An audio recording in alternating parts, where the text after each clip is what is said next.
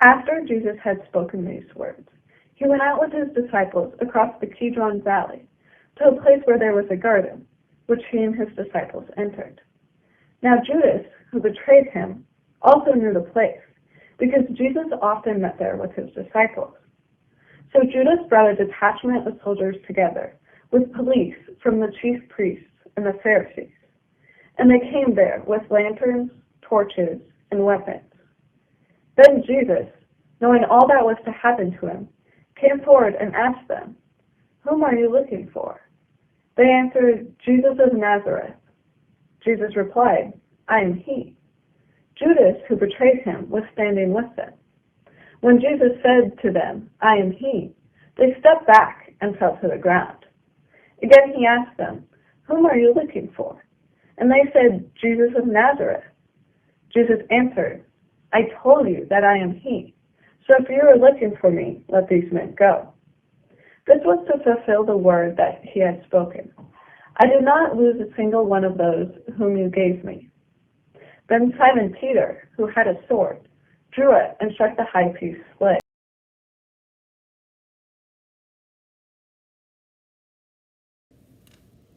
So the soldiers, their officer, and the Jewish police arrested Jesus and bound him. First they took him to Annas, who was the father-in-law of Caiaphas, the high priest that year.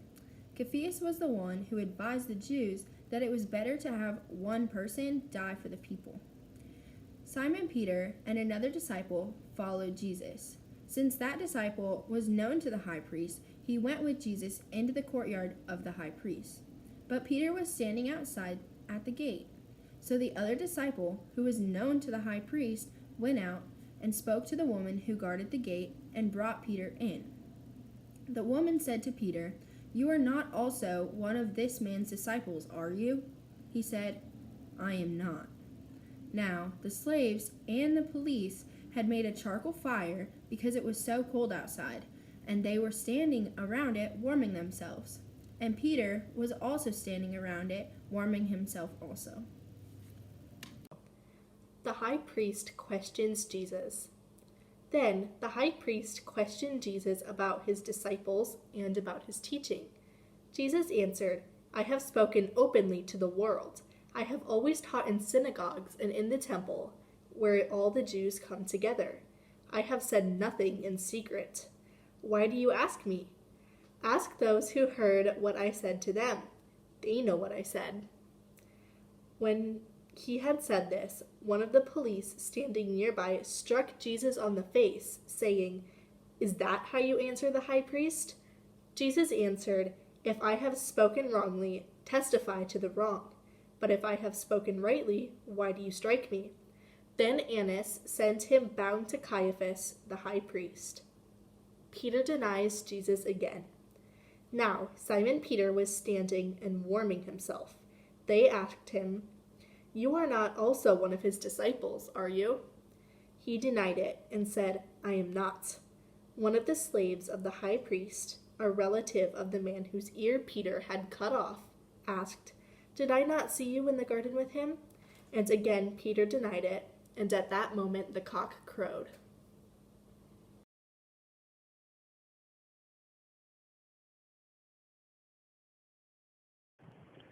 Then they took Jesus from Caiaphas to Pilate's headquarters.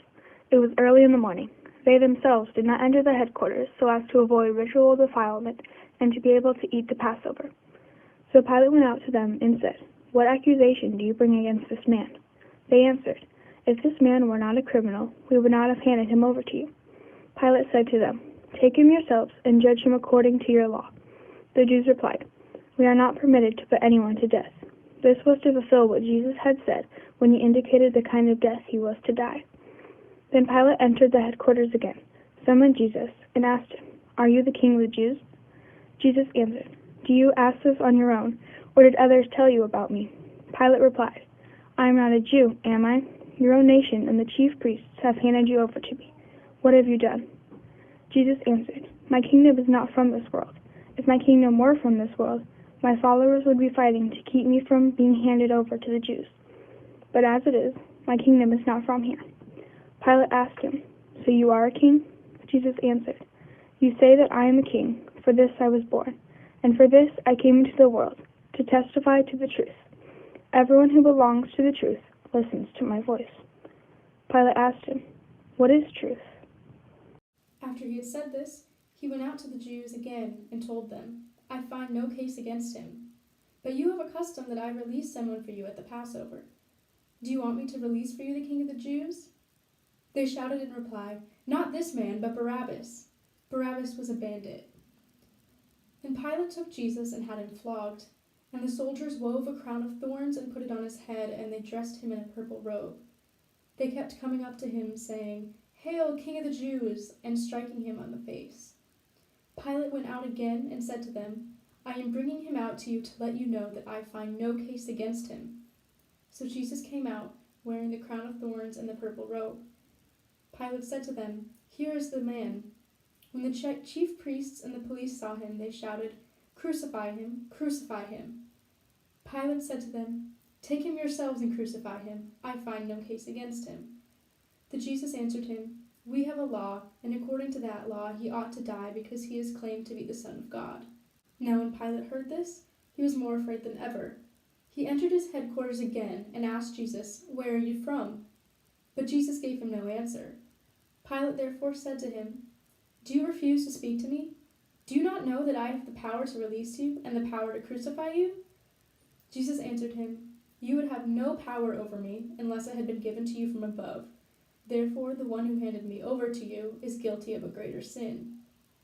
From then on, Pilate tried to release him, but the Jews cried out, "If you release this man, you are no friend of the emperor. Everyone who claims to be a king sets himself against the emperor." When Pilate heard these words, he brought Jesus outside and sat on the judge's bench at a place called the Stone Pavement, or in Hebrew, Gabbatha. Now it was the day of preparation for the Passover, and it was about noon. He said to the Jews, "Here is your king." They cried out, "Away with him! Away with him! Crucify him!" Pilate asked them, "Shall I crucify your king?" The chief priests answered, "We have no king but the emperor." Then he handed him over to them to be crucified.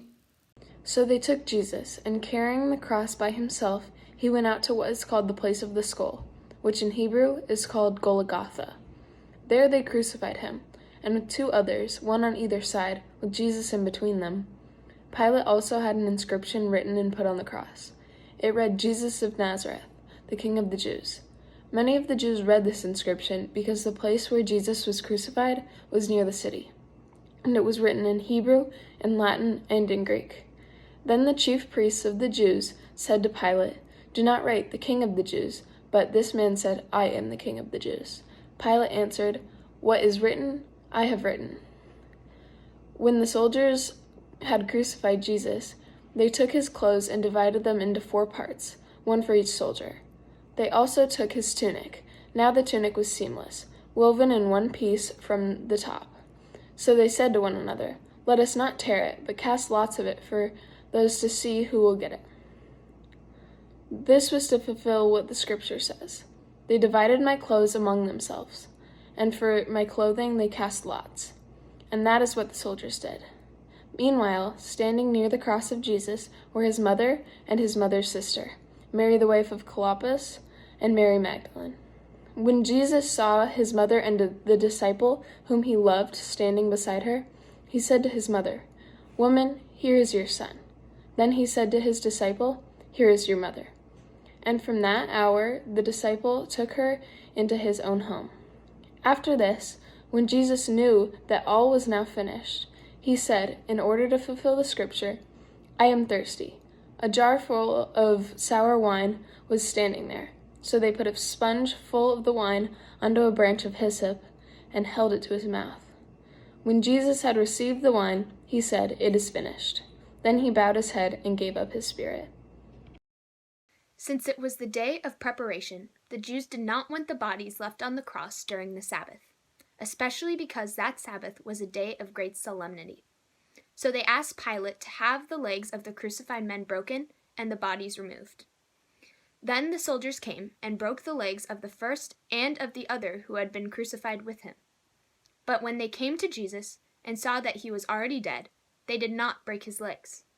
Instead, one of the soldiers pierced his side with a spear. and at once blood and water came out. He who saw this has testified, so that you also may believe. His testimony is true, and he knows that he tells the truth. These things occurred so that the scripture might be fulfilled. None of his bones shall be broken. And again, another passage of scripture says, they will look on the one whom they have pierced. John 19:38-42, the burial of Jesus. After these things, Joseph of Arimathea, who was a disciple of Jesus, though a secret one because of his fear of the Jews, asked Pilate to let him take away the body of Jesus. Pilate gave him permission, so he came and removed the body.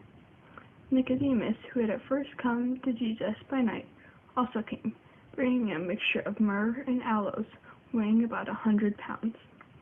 They took the body of Jesus and wrapped it with the spices in linen cloth, according to the burial custom of the Jews. Now there was a garden in the place where he was crucified, and in the garden there was a new tomb in which no one had ever been laid. And so, because it was the Jewish day of preparation, and the tomb was nearby, they laid Jesus there.